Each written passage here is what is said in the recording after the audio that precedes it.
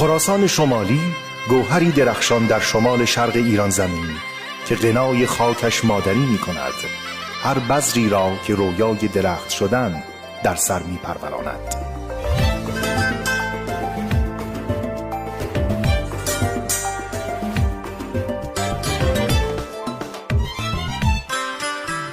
این استان دارای مناطق دشتی و کوهستانی، بیابانی و جنگلی، رودخانه و چشمه هاست که زیستگاه و مأمن گونه‌های مختلف جانوری است.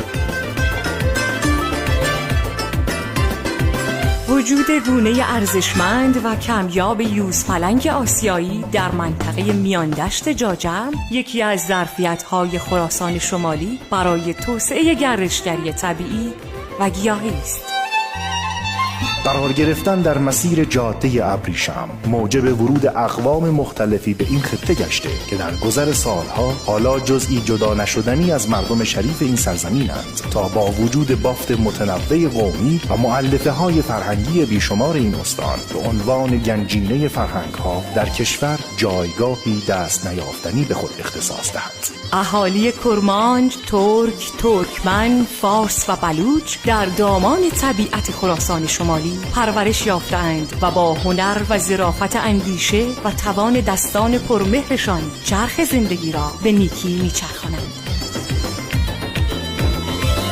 نوازندگان خراسان شمالی با ساز سرنا و دهل، قشمه و دایره و کمانچه هنرمندانه حالات رزمی، شمشیربازی، چوببازی و افسانه ها و دلیری های نیاکان خود را به تصویر می‌کشند.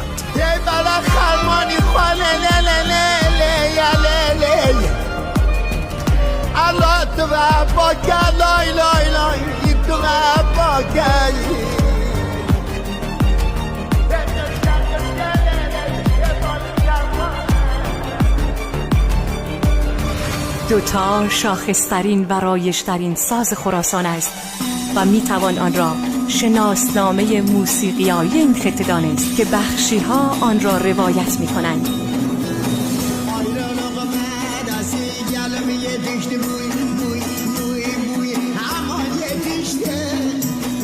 خراسان شمالی اصلی ترین ذخیره‌گاه ژنتیک اسب اصیل ترکمن در ایران و جهان است.